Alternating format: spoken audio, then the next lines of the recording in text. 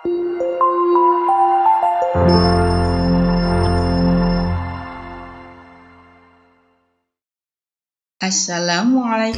warahmatullahi wabarakatuh. Apa kabar anak-anakku yang soleh-solihah? Kembali bersama Ustazah Yulis Ceuringrum. Kita akan belajar bersama ya di tema 1, subtema 4, pembelajaran 3. Yuk kita mulai pembelajaran ini dengan berdoa. Bismillahirrahmanirrahim. Nah, untuk bisa lebih semangat, yel-yel dulu jangan lupa. Masih ingat kan yel-yelnya? Level 3. Oke, yes. Kita akan mau belajar apa sih hari ini? Ya, yang pertama kita akan belajar tentang bahasa Indonesia. Dalam hal ini kita akan belajar tentang puspa bangsa. Yang kedua, apa yuk? Nah, tepat sekali. Kita belajar SBDP atau Seni Budaya dan Prakarya. Topiknya apa nih? Kita cari tahu. Kreasi mozaik bunga. Dan yang ketiga apa nih? Yang terakhir adalah matematika. Wah, pasti menyenangkan matematika. Pembagian menggunakan program. Yuk, kita mulai saja ya. Ya, yang pertama kita akan belajar tentang bahasa Indonesia, yaitu tentang puspa bangsa atau bunga. Apa yang kamu ketahui tentang bunga, nak? Ya, anak-anakku yang soleh-solehah, kamu pasti tahu ya. Yang pertama, bunga itu adalah bagian dari tumbuhan. Tuh, kalian perhatikan video di belakangnya. Itu contoh bunga yang ada di Indonesia ya, salah satu bunga Indonesia yaitu bunga matahari. Bunganya besar, berwarna kuning, dan di belakangnya itu ada daun. Jadi bunga itu merupakan bagian dari tumbuhan. Yang kedua, bunga itu diperlukan untuk perkembangbiakan ya, atau untuk memperbanyak. Dan yang ketiga, bunga itu jenisnya banyak sekali. Bunga matahari ini hanya salah satu contoh saja ya. Kita Indonesia itu memiliki beragam jenis bunga ya. Dan yang keempat ini, ternyata bunga itu bisa menjadi bunga nasional Indonesia. Beberapa negara memiliki bunga nasional. Bunga nasional adalah bunga yang mewakili karakteristik sebuah bangsa dan negara. Misalnya nih, ada bunga tulip dikenal sebagai bunga negara Belanda. Dan bunga mawar lebih dikenal sebagai bunga negara Inggris. Sebutan lain untuk bunga di Indonesia adalah puspa. Bunga melati putih disebut dengan puspa bangsa. Bunga anggrek bulan disebut dengan puspa pesona. Bunga Rafflesia arnoldi disebut dengan puspa langka. Ustazah itu tertarik dengan yang terakhir, bunga Rafflesia arnoldi.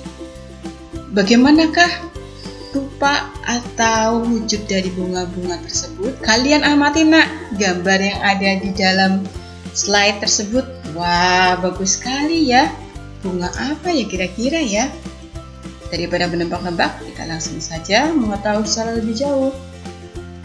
Namanya adalah bunga melati. Tepat sekali, ada yang bisa menjawab. Alhamdulillah, beri 2 jempol untuk kalian ya.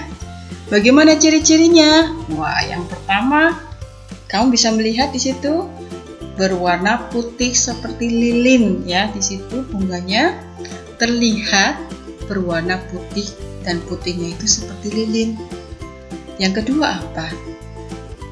Nah, mahkota bunganya itu berbentuk lembaran mengkerut seperti trompet.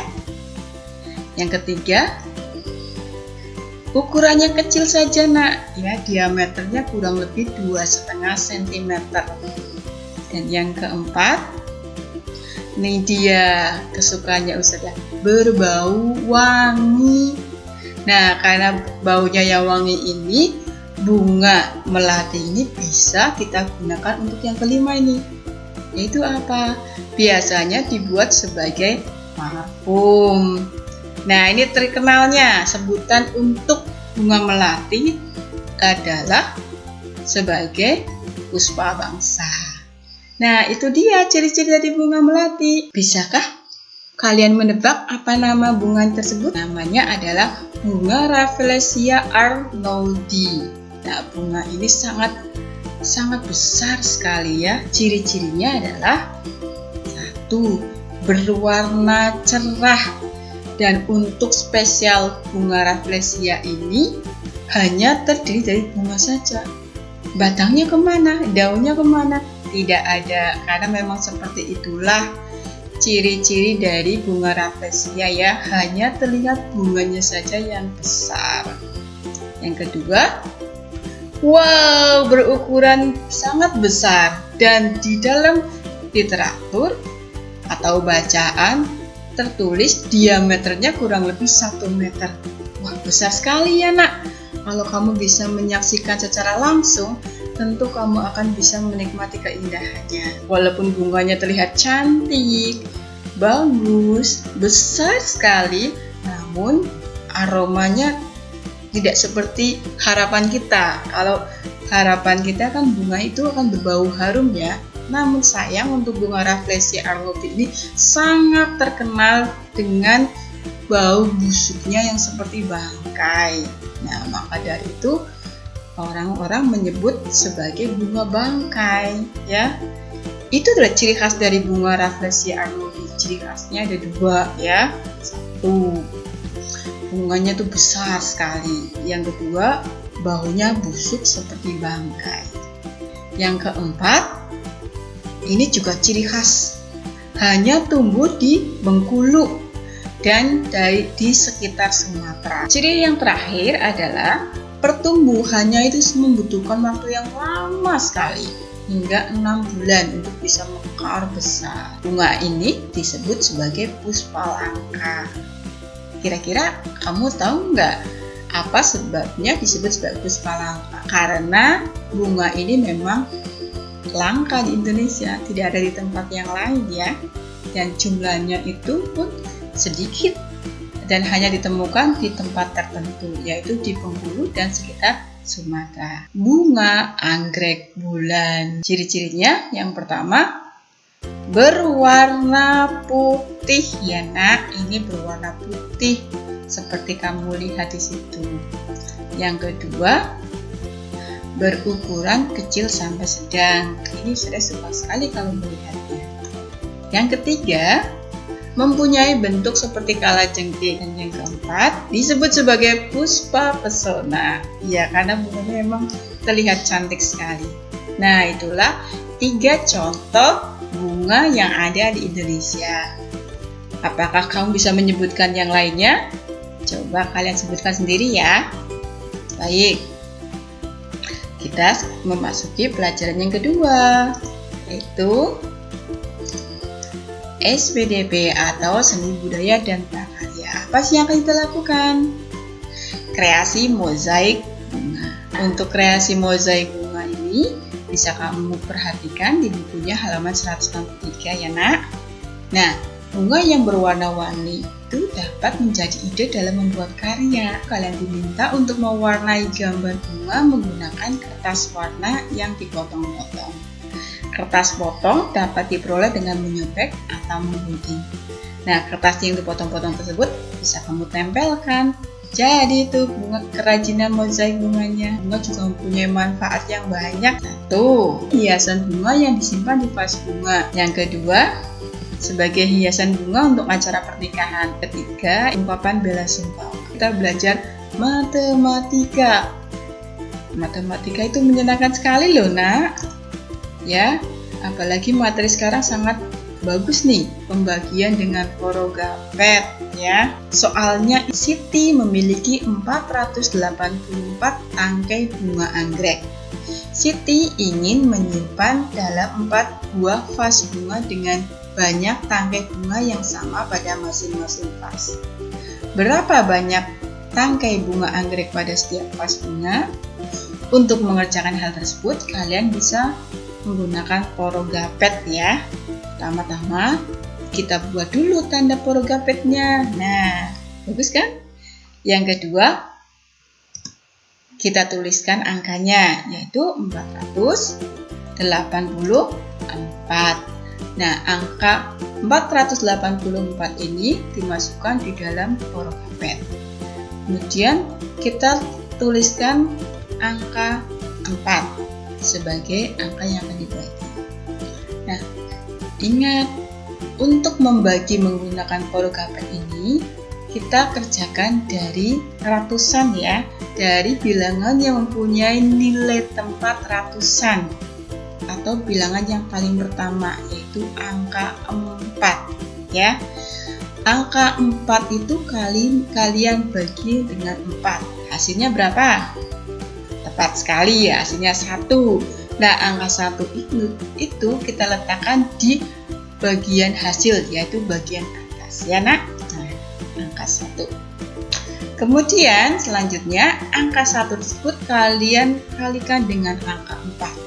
Jadinya 4. Dan kalian tuliskan di bawah dari angka yang punya nilai ratusan. Sekarang disinilah letaknya. Selanjutnya apa saja? Kita kurangi angka 4 dengan angka 4, kita kurangkan dengan membuat tanda dulu ya. Tandanya seperti ini. Nah, sudah terlihat kan tandanya? Dikurangi 4 dikurangi 4, hasilnya adalah 0 ya. Wah, mudah ya. Kemudian gimana Ustadzah? Kata Ustadzah kemarin kalau hasilnya sudah 0 itu udah selesai. Ya betul nak, tapi untuk bilangan yang ini masih ada bilangan yang mempunyai nilai tempat puluhan dan satuan. Jadi kita belum berhenti ya. Nah, kita beralih ke yang nilai puluhan, yaitu angka 8. Angka 8-nya kita turunkan ke bawah ya. Toeng. Begitu. 8 dibagi 4 hasilnya pasti 2 dong. Kita tuliskan di atas lagi ya nak. Nah, kita ulangi lagi. Dari angka 2 tersebut kita kalikan dengan 4, jadinya 8. Dan diletakkan di mana? Ya, di bawah angka 8 juga. Nah, kita kurangi lagi ya nak. Oke, pintar sekali. Nah, 8 dikurangi 8 adalah 0 ya. Pasti 0. Loh, tidak 0 lagi Ustadzah, gimana? Tenang, kita harus selesaikan karena masih ada bilangan yang mempunyai nilai tempat satuan. Nah, satuannya kita turunkan. Angka 4 itu kita turunkan lagi ke bawah ya. Wah, banyak turun-turunnya nih. Iya, selanjutnya 4 kita bagi 4 adalah 1. Nah, kita tuliskan di atas ya. Langkah selanjutnya seperti tadi, kita ulang-ulang lagi ya. 1 dikali 4 hasilnya adalah 4. Dan kita letakkan di bawah angka yang punya nilai satuan. Tada. Kita kurangkan lagi. Ya, hasilnya 0. Nah, alhamdulillah jika sudah mencapai angka 0 di paling bawah dan angka di bilangan yang di atas itu sudah habis, maka kita sudah selesai. Maka 484 dibagi 4 hasilnya adalah 121. Jadi, banyaknya tangkai bunga anggrek yang terdapat pada setiap vas bunga adalah 121. Mudah bukan cara mengerjakannya? Baik, kalian bisa mencoba mengerjakannya pada halaman 165 sampai 166 ya. Jangan lupa kalau kalian belum memahami hal ini, kalian bisa melihat video ini lagi.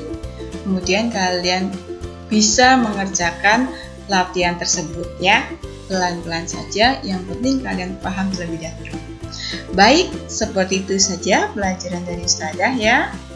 Untuk kali ini terima kasih atas perhatiannya. Barakallahu fikum.